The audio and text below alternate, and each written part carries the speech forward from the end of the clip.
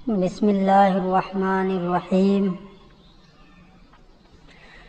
ومن ثم جاز عطف الجملة المنصوب جزءها على الجملة التعلیقیہ نحو علمت لزید قائم وبکرا قائدا۔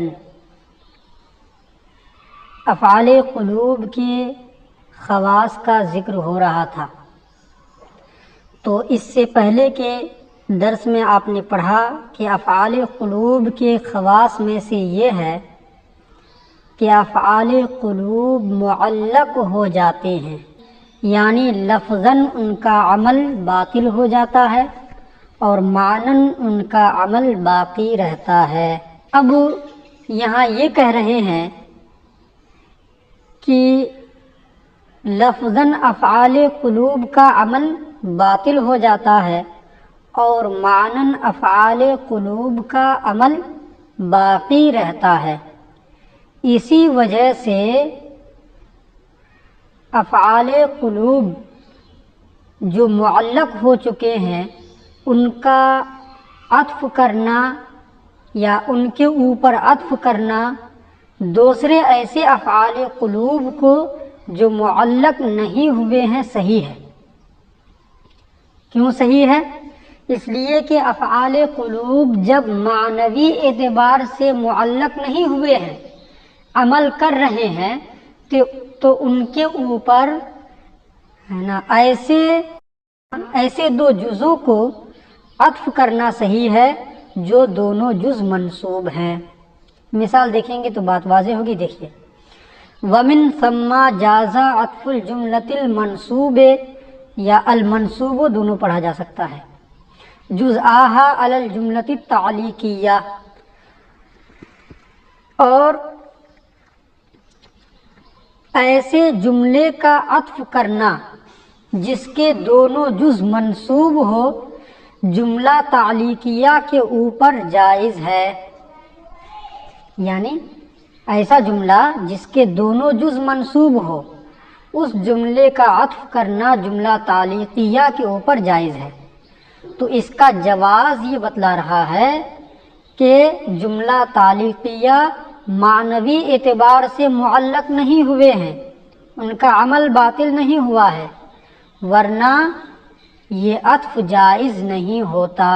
دیکھیے، جیسے علمت لزید قائم وبکرا قائدا، تو بکرا قائدا یہ ایسا جملہ ہے جس کے دونوں جز منصوب ہے، بکرا بھی قائدا بھی، تو اس جملے کا عطف کیا گیا ہے علمت لزید قائم کے اوپر جو معلق ہے، جو جملہ تعلیقیہ ہے۔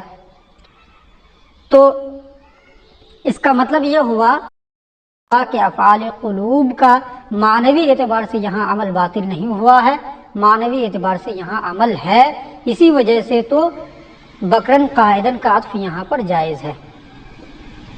تو چونکہ بکرن قائدن یہ اصل میں تھا وعلمت بکرن قائدن، یہ تھا علمت لزید قائم وعلمت بکرن قائدن، یہ اصل میں تھا، تو اب عامل ڈبل ہو رہا تھا، اس لیے علمت بکرن قائدن میں علمتو کو حذف کر دیا گیا اور ایک ہی علمتو سے کام چلایا گیا۔ تو علمت لزید قائم میں یہ علمتو عمل نہیں کر رہا ہے لفظاً، اور بکرن قائدن میں لفظاً عمل کر رہا ہے، لیکن معنوی اعتبار سے لزید قائم اور بکرن قائدن دونوں پر علمتو عمل کر رہا ہے۔ ہو گیا۔ اس کے بعد اب یہاں یہ بتا رہے ہیں کہ افعال قلوب کے خواص میں یہ ذکر ہوا کہ جواز الغاء یہ افعال قلوب کے خواص میں سے ہے، اور پھر اس کے بعد تعلیق یہ بھی افعال قلوب کی خواص میں سے ہے۔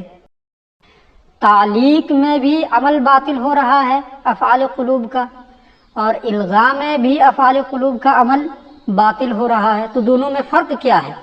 دونوں کو الگ الگ خصوصیات میں ذکر کرنے کی کیا وجہ تھی؟ تو دونوں کے درمیان فرق بتا رہے ہیں کہ الغاء اور تعلیق میں دو طرح سے فرق ہے۔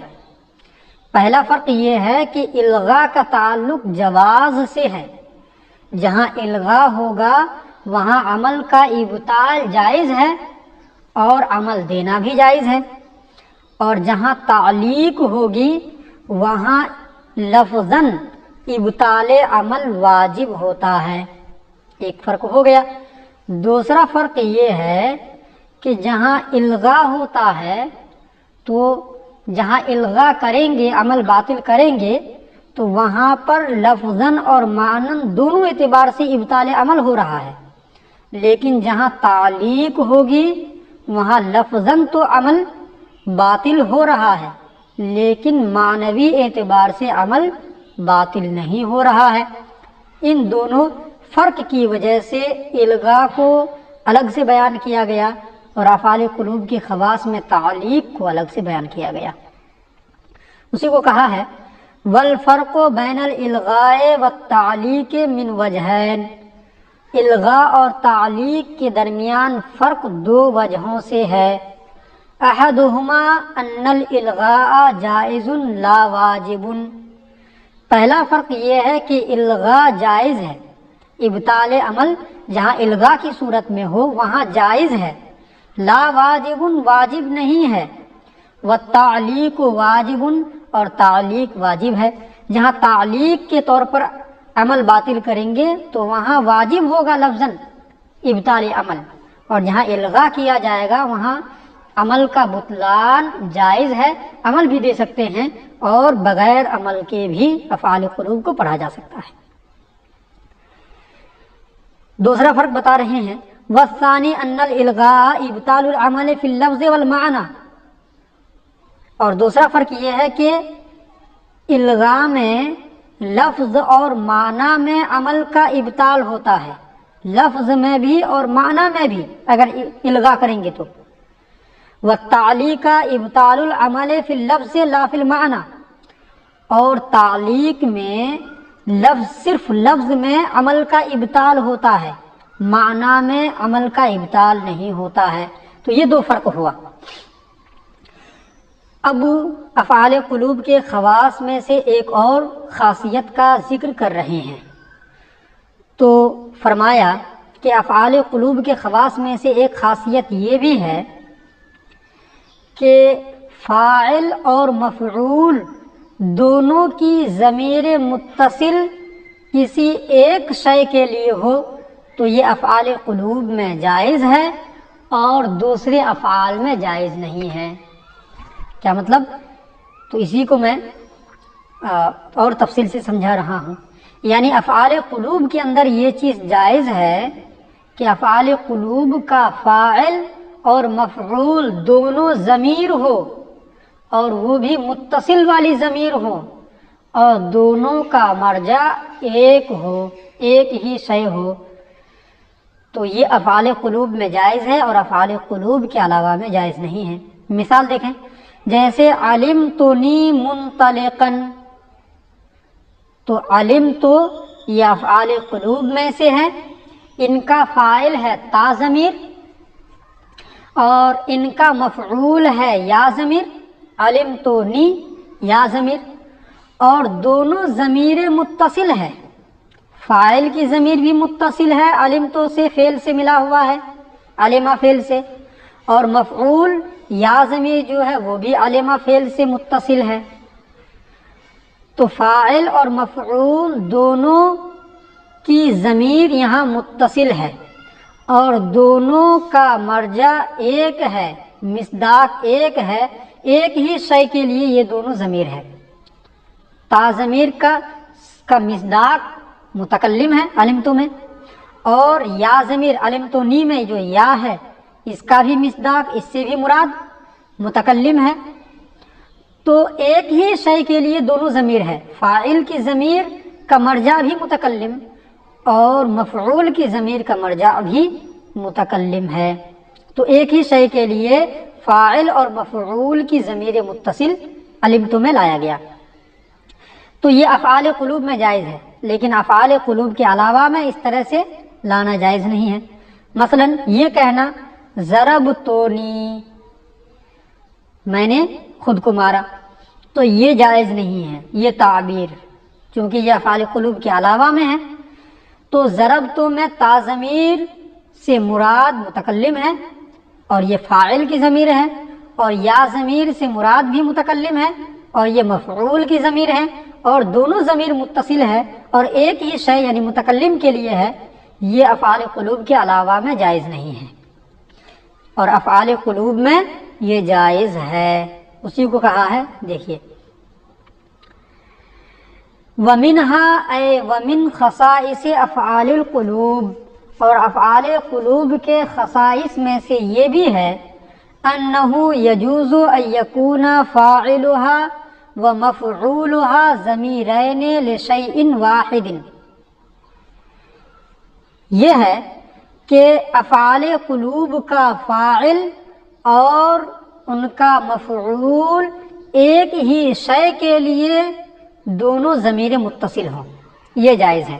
شارح اس کی تفصیل میں کہہ رہے ہیں انہ یجوز ان یکون فاعلها اے فاعل افعال القلوب، یعنی افعال قلوب کے فاعل اور ان کے مفعول کا ضمیر متصل ہونا لشیء واحد ایک ہی شے کے لیے جائز ہے۔ اب سارے یہ کہتے ہیں کہ ہم نے ضمیرین کے ساتھ متصلین کی قید کیوں بڑھائی ہے، تو اس کی وجہ یہاں بتا رہے ہیں۔ وجہ یہ ہے کہ اگر فاعل اور مفعول میں سے ایک ضمیر متصل ہو اور دوسری ضمیر منفصل ہو تو یہ افعال قلوب کے خصائص میں سے نہیں ہے، دوسرے میں بھی پائے جا سکتے ہیں۔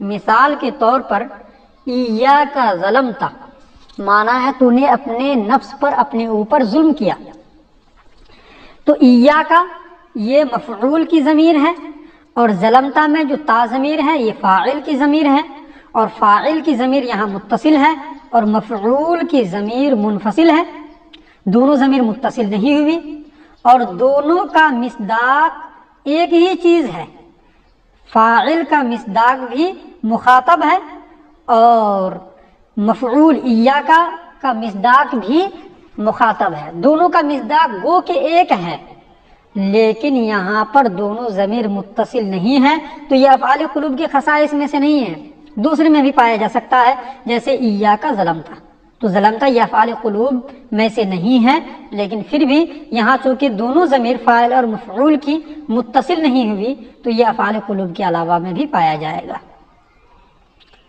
ہو گیا۔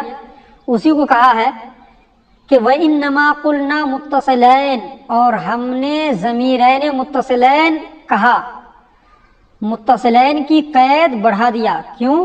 لِأَنَّهُ إِذَا كَانَ أَحَدُهُمَا مُنْفَصِلًا لَمْ يَخْتَصَّ جَوَازُ اجْتِمَاعِهِمَا لِفِعْلٍ دُونَ آخر، اس لیے کہ جب ان میں سے ایک منفصل ہو، فاعل اور مفعول دونوں کی ضمیروں میں سے کوئی ایک ضمیر چاہے فاعل کی ہو یا مفعول کی ہو اگر منفصل ہو، لم یختص جواز اجتماعہما لفعل دون آخر، تو دونوں کے اجتماع کا جواز کسی فعل کے لیے دوسرے فعل کے بغیر کسی فعل کے لیے خاص نہیں ہے۔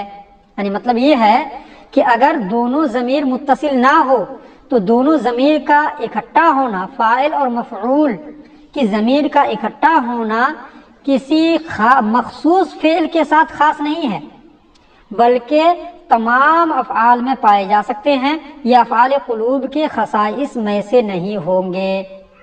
اب مثال دیے ہیں کیسے یہ افعال قلوب کے خصائص میں سے نہیں ہے، تو کہا نحو ایاک ظلمت، جیسے ایاک ظلمت ہے تو ایاک یہ مفعول کی ضمیر منفصل ہے اور ظلمت یہ فاعل کی ضمیر متصل ہے، تو دونوں ضمیر متصل نہ ہونے کی وجہ سے اب یہ افعال قلوب کے خصائص میں سے نہیں ہے، اب یہ دوسرے افعال میں بھی پائے جاتے ہیں جیسے یہاں ہے۔ اب مصنف علیہ الرحمہ مثال دے رہے ہیں افعال قلوب کے خصائص کی، یعنی افعال قلوب میں فاعل اور مفعول دونوں کی ضمیر ایک شے کے لیے ہو اور دونوں ضمیر متصل ہو تو یہ افعال قلوب کے خصائص میں سے ہے، دوسرے افعال میں نہیں پائے جا سکتے ہیں، اس کی مثال دے رہے ہیں. جیسے مثل علمتنی منطلقا، جیسے علمتنی منطلقا، میں نے خود کو چلنے والا جانا. تو علم تو یہاں تا ضمیر فاعل کی ہے اور یا ضمیر نی میں جو یا ضمیر ہے یہ مفعول کی ہے، اور دونوں ایک ہی شے کے لیے ہے. تا ضمیر یہ بھی متکلم کے لیے ہے، یا ضمیر منصوب متصل یہ بھی متکلم کے لیے ہے، اور دونوں ضمیر متصل ہے، تو یہ صرف افعال قلوب کے خصائص میں سے ہے.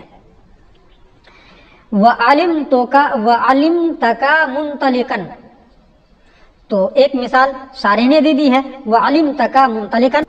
وَلَا يَجُوزُ ذَلِكَ فِي سَائِرِ الْأَفْعَالِ، اور یہ چیز دیگر افعال میں جائز نہیں ہے کہ فاعل اور مفعول دونوں کی ضمیر ایک ہی شے کے لیے، ضمیر متصل ہو ایک ہی شے کے لیے، یہ دوسرے افعال میں جائز نہیں ہے. جیسے لا یقال، یہاں چھوٹ گیا ہے، لا یقال ضربتنی وشتمتنی، لہٰذا یہ نہیں کہا جائے گا ضربتنی وشتمتنی، میں نے خود کو مارا اور میں نے خود کو گالی دیا. اگرچہ یہ معنوی اعتبار سے صحیح ہے، لیکن لفظاً یہ تعبیر اختیار کرنا جائز نہیں ہے، ضربتنی اور شتمتنی. ہاں اگر یہ معنی ادا کرنا ہو کہ میں نے خود کو مارا یا میں نے خود کو گالی گلوچ دیا، تو اس وقت یہ تعبیر اختیار نہیں کی جائے گی، دوسری اختیار کی جائے گی. وہ کون سی؟ تو کہا بل یقال ضربت نفسی وشتمت نفسی، بلکہ یہ کہا جائے گا ضربت نفسی وشتمت نفسی. اگرچہ دونوں تعبیر کا معنی اور مطلب ایک ہے کہ میں نے اپنے آپ کو مارا اور اپنے آپ کو گالی دیا، لیکن پہلی تعبیر اس لیے درست نہیں ہے کہ یہ صرف افعال قلوب کے خصائص میں سے ہے، اور دوسری تعبیر جائز ہے. چونکہ ضربت نفسی جب کہیں گے تو اب ضربتو میں فاعل کی ضمیر متصل ہوگی اور مفعول کی ضمیر منفصل ہو جائے گی، اور یہ تعبیر اختیار کرنا جائز ہے. اب یہاں اس بات پر دلیل دے رہے ہیں کہ ایسا کیوں ہوتا ہے کہ اگر فاعل اور مفعول دونوں کی ضمیر متصل ہو ایک ہی شے کے لیے تو یہ صرف افعال قلوب میں جائز ہے اور افعال قلوب کے علاوہ دوسرے افعال میں جائز نہیں ہے. ایسا کیوں؟ تو دلیل کا حاصل آپ پہلے جان لیں اختصار کے ساتھ. وہ اس طور پر دلیل پیش کر رہے ہیں کہ فاعل جو ہوتا ہے وہ ہوتا ہے مؤثر، یعنی اثر ڈالنے والا، اور مفعول ہوتا ہے متاثر، یعنی اثر قبول کرنے والا. مثلا میں نے کہا میں نے زید کو مارا، تو میں نے جو فاعل ہے وہ ہے اثر ڈالنے والا، مارنے کا اثر ڈالنے والا فاعل ہوا تو وہ مؤثر ہوا، اور مفعول وہ اثر کو یعنی ضرب کو قبول کر رہا ہے تو وہ اثر کو قبول کرنے والا ہوا. اور یہ بات بالکل مسلم ہے کہ جو اثر ڈالنے والا ہوتا ہے وہ اثر قبول کرنے والے کا غیر ہوتا ہے. زید نے بکر کو مارا تو زید ہوا مؤثر اور بکر ہوا متاثر، اثر قبول کرنے والا، تو زید بکر کا غیر ہی ہوگا، ایک ہی شخص نہیں ہوگا. یہ بالکل مسلم بات ہے.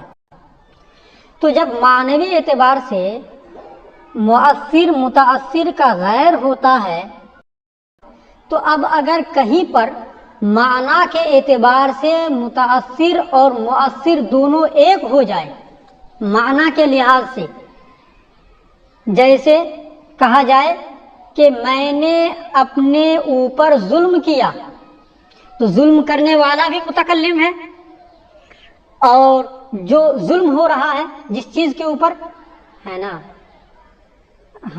وہ بھی متکلم ہے. جیسے میں نے کہا یا ظلم، تو میں نے خود پر ظلم کیا، تو ظلم کرنے والا بھی متکلم اور جس پر ظلم کیا جا رہا ہے وہ بھی کیا ہے؟ متکلم ہی ہے.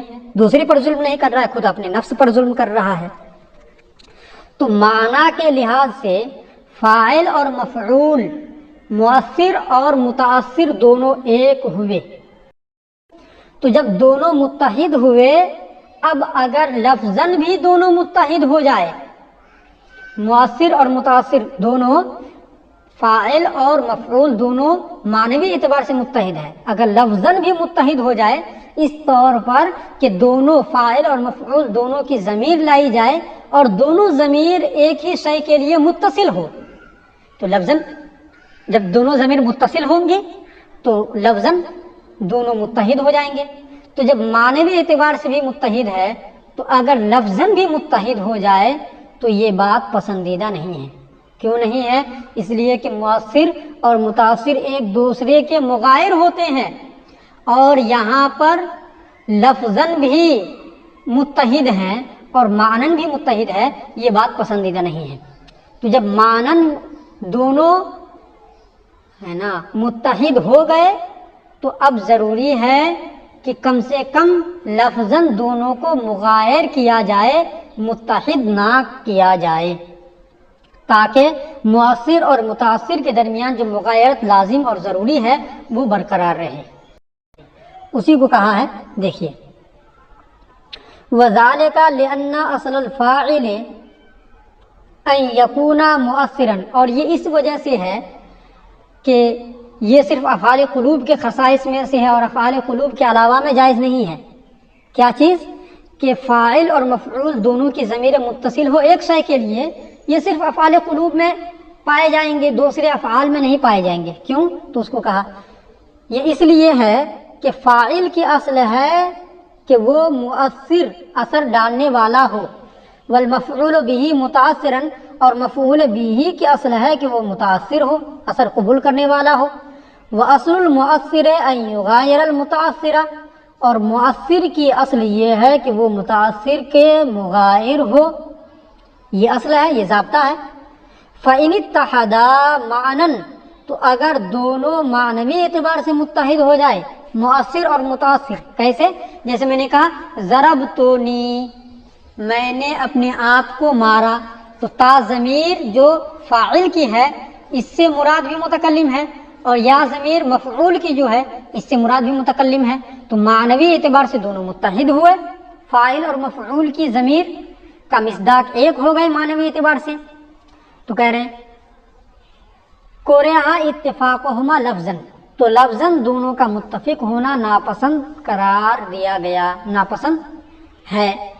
تو جب معنوی اعتبار سے دونوں متحد ہو گئے تو اگر لفظاً بھی متحد ہو، یعنی ضربتنی تا ضمیر بھی متصل ہو اور یا ضمیر مفعول یہ بھی متصل ہو، تو یہ ناپسندیدہ ہے. اس لیے کہ ایک تو معنوی اعتبار سے دونوں متحد ہے، حالانکہ مؤثر اور متاثر کا غیر ہونا چاہیے.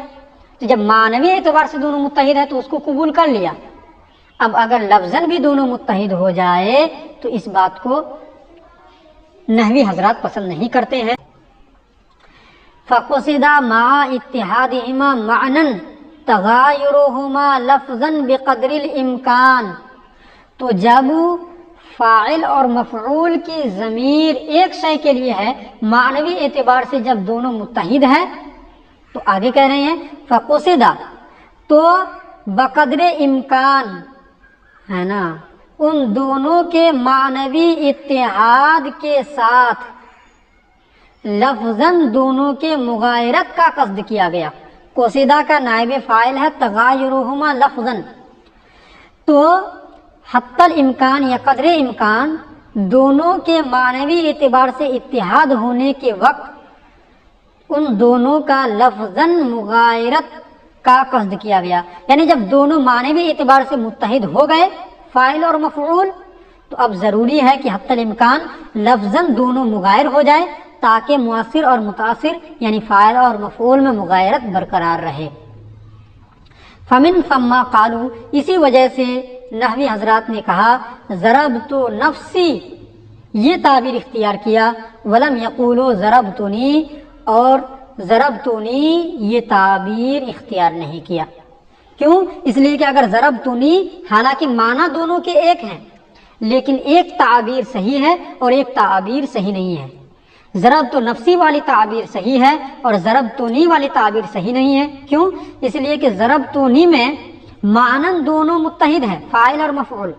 اب اگر لفظاً بھی متحد قرار دیا جائے، یعنی ضربتنی والی تعبیر اختیار کی جائے کہ فاعل اور مفعول دونوں کی ضمیر کو متصل قرار دے دیا جائے، ایک فعل کے ساتھ ملا دیا جائے، تو اگر لفظاً بھی متحد ہو جائیں گے تو فاعل اور مفعول یعنی مؤثر اور متاثر جو جن میں اصل یہ ہے کہ دونوں مغایر ہو، ان میں کسی بھی طرح سے مغایرت باقی نہیں رہے گی بلکہ دونوں متحد ہو جائیں گے، اور یہ ناپسندیدہ ہے۔ اس لیے جب معنوی اعتبار سے متحد ہو گئے تو کم سے کم لفظاً دونوں کو مغایر کر دیا جائے گا تاکہ مؤثر اور متاثر میں جو اصل مغایرت ضروری ہے وہ برقرار رہے۔ اس لیے ضربت نفسی کہا، تو ضربت نفسی جب کہیں گے تو لفظاً دونوں میں مغایرت ہو جائے گی۔ ہاں، تو ضربتنی یہ نہیں کہا، کیوں؟ فإن الفاعل والمفعول فيه ليس بمتغايرين بقدر الامکان، کیونکہ اس میں یعنی ضربتنی میں فاعل اور مفعول بقدر امکان مغایر نہیں ہے، معنن بھی دونوں متحد ہیں اور لفظاً بھی ضربتنی میں دونوں فاعل اور مفعول کی ضمیر متحد ہے، تو بقدر امکان دونوں مغایر نہیں ہوئے، یہ جائز نہیں ہے۔ لاتفاقہما من حیث، اب کیسے یہ بقدر امکان مغایر نہیں ہے تو اس کو بتایا، اس لیے کہ معنوی اعتبار سے ضربتنی میں اتحاد تو ہے ہی، اور دونوں ضمیر متصل ہونے کی وجہ سے لفظاً بھی اتحاد ہو جائے گا، اس وجہ سے کسی بھی طرح سے مغایرت باقی نہیں رہے گی، اس لیے ضربتنی والی تعبیر اختیار نہیں کیا۔ اسی کو کہا لاتفاقہما من حیث کون کل واحد منہما ضمیرا متصلا، یعنی لفظاً ضربتنی میں کیسے اتحاد ہے تو اس کو بتایا، اس لیے کہ دونوں لاتفاقہما، اس لیے کہ دونوں ضمیر متفق ہے، من حیث کون کل واحد منہما ضمیرا متصلا، اس حیثیت سے کہ دونوں ضمیروں میں سے ہر ایک متصل ہے، تو جب دونوں ضمیر متصل ہے تو اس اعتبار سے دونوں متفق ہو گئے، دونوں متحد ہو گئے، تو لفظاً بھی متحد اور معنن بھی متحد، یہ صحیح نہیں ہے۔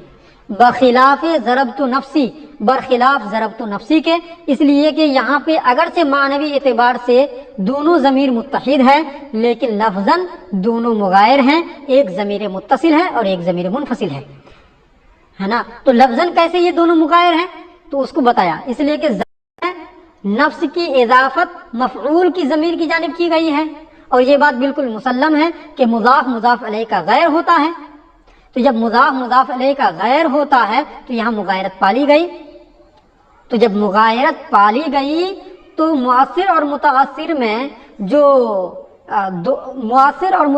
جو مغایرت ضروری تھی، اس تعبیر میں مغایرت لفظاً پالی گئی، اس لیے یہ تعبیر صحیح ہے۔ اسی کو کہا برخلاف ضربت نفسی کے، فإن النفس بإضافتها إلى ضمیر المتکلم صارت كأنها غیرہ، اس لیے کہ نفس کی اضافت ضمیر متکلم کی جانب کرنے سے، فإن النفس بإضافتها، اضافتها میں ہا ضمیر کا مرجع ہے نفس، اس لیے کہ نفس کی اضافت ضمیر متکلم، نفسی میں نفس کی اضافت ضمیر متکلم کی جانب ہے نا، یا ضمیر کی جانب، اسی کو کہا اس لیے کہ نفس کی اضافت ضمیر متکلم کی جانب کرنے سے صارت كأنها غیرہ، ایسے ہو گیا گویا کہ وہ نفس اس ضمیر متکلم کا غیر ہے، كأنها میں ہا ضمیر کا مرجع نفس ہے اور غیرہ میں ضمیر کا مرجع ضمیر متکلم ہے، تو گویا کہ نفس یہ ضمیر متکلم کا غیر ہے، یہاں مغایرت پالی گئی، نفس کی مغایرت ضمیر متکلم سے ہو گئی، دونوں مغایر ہو گئے، کیوں؟ اس کو کہا لغلبت مغایرت المضاف للمضاف الیہ، اکثر مضاف کا مضاف الیہ کے مغایر ہونے کی وجہ سے، فصار الفعل والمفعول فیہ متغایرین بقدر الامکان، تو یہاں اس میں کس میں یعنی ضربت نفسی میں، تو اس میں فاعل اور مفعول بقدر امکان مغایر ہو گئے۔ کیسے مغایر ہو گئے؟ یہاں نفس کی اضافت یا ضمیر کی جانب کرنے سے، یا ضمیر متکلم، یہ ضربتو میں جو تا ضمیر ہے اس کے مغایر ہو گئے، تو جب لفظاً مغایر ہو گئے بقدر امکان، تو اگرچہ معنوی اعتبار سے تا ضمیر کا مرجع بھی متکلم ہے اور نفسی میں یا ضمیر کا مرجع بھی متکلم ہے، معنوی اعتبار سے اگرچہ دونوں ایک ہے لیکن لفظاً دونوں مغایر ہونے کی وجہ سے مؤثر اور متاثر، فاعل اور مفعول میں جو تغیر ضروری ہے وہ تغیر یہاں پر بقدر امکان لفظاً پا لیا گیا۔